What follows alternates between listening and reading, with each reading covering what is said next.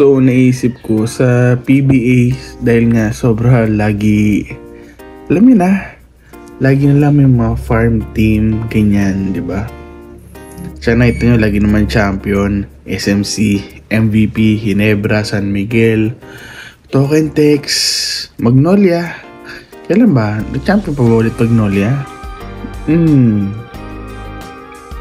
Basta yung ganun.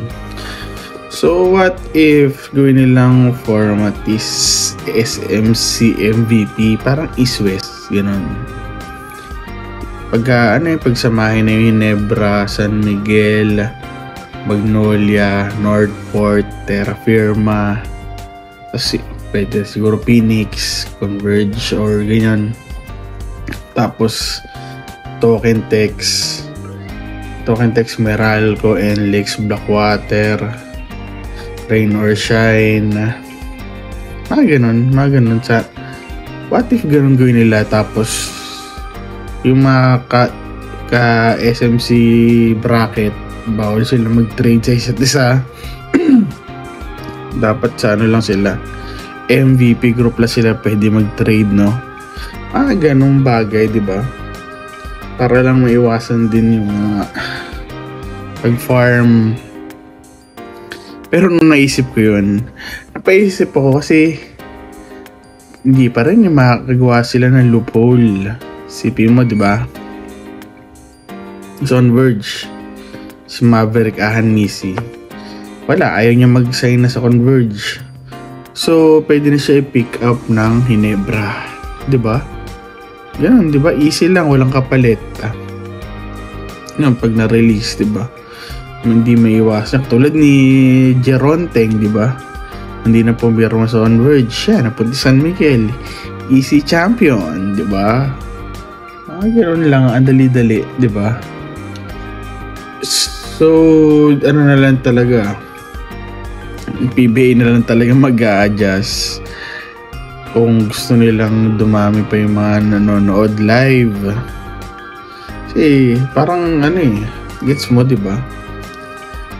Mas madami nanonood sa TV, kasi pero mas gusto ko manood ng live. Pero kung manonood ka ng live, syempre Ginebra na lang. Parang gusto, kasi pag gusto manood Rain or Shine versus Phoenix, mapupuno yung Araneta, di ba? Mga ganun, di ba? Kahit ng Magnolia, San Miguel, di mapupuno yun eh. Madami, pero hindi yung katulad nung dami nang nanonood basta may Ginebra, di ba? Mga ganun. So, ayun nga din. Tsaka tingnan mo, di ba? Nakita mo ang hirap din, sa mga sugarol dito. Di katulad sa ibang bansa. Kasi, nag-NBA fantasy ako. So, nalalaman ko sino agad yung injured, di ba? O sino yung mga hindi lalaro. Magulat ka na lang tumaya ka sa katulad dito. Munti ka na tumaya dati sa Northport. Tapos, nandun ako sakto pagdating ko. Nakita ko si Robert Bolick injured. Wala lumabas sa spin sa tiebreaker na hindi siya lalaro.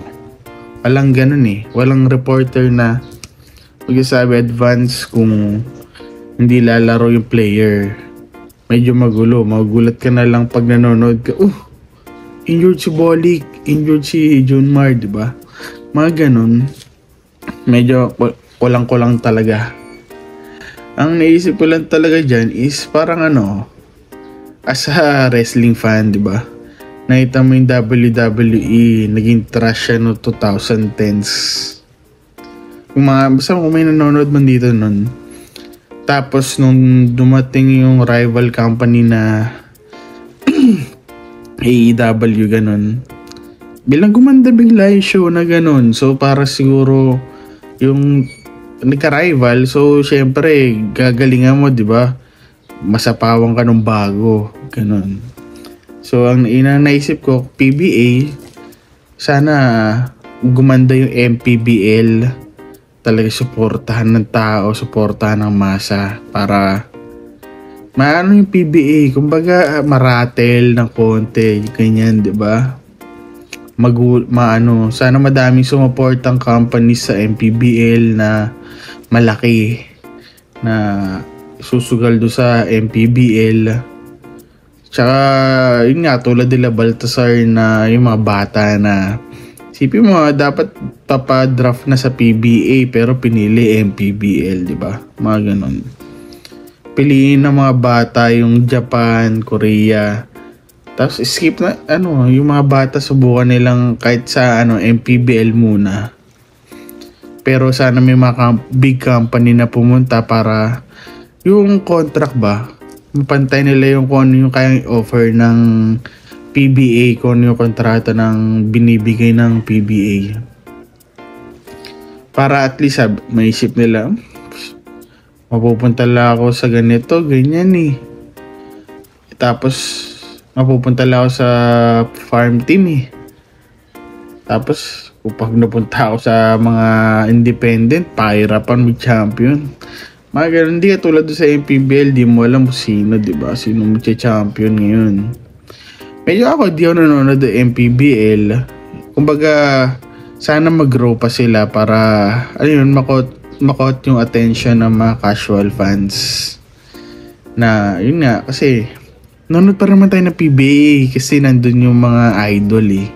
Sana yung mga idol na, yung mga future stars, sumugal muna sila sa MPBL, palaki nila yung MPBL para lang talaga magulo yung katulad na magulo ang PBA para mag-improve sila. Isipin nila, papagawa na tayo ng MPBL, ano kailangan natin gawin, di ba? Mga ganun. Siguro kailangan ng MPBL na magkaroon sila ng talaga mga tulad mga rookie draft, ganun. Siguro pwede gumawa silang ganun para mapaisip yung mga rookie kung saan sila papadraft, sa PBA ba, sa MPBL. Pero hindi, yun nga. Basta yung sana kayang matapatan ng mga MPBL teams yung kayang offer ng PBA. Yung sweldo, kung kaya nila ibigay ng ganun, tapos sa MPBL, di ba? Tsaka matapatan yung viewership, ganun. Sana. Kasi ako, gusto kong gumanda yung PBA. Gusto ko, kaso parang nawawalan na ako ng hope na gaganda talaga sila. Buti na lang talaga Hinebra fan ako, so hanggang Hinebra lang talaga. Manonood ako pag Hinebra lang. Pero yun nga guys, opinion ko lang naman to guys. So kung may magalit dyan, sabihin, anong pake mo, anong mo. Huwag mo nang guluhin yung PBA, ganyan. Hindi naman sila makikinig sa'yo. Wala lang, nagrarant lang ako, bibigay lang ako ng opinion, di ba? Katulad nyo guys. Pero yun nga guys, like, share, subscribe kung gusto nyo mga ganitong format ng gusto niyo yung katulad ng mga ganitong video, di ba? Thank you.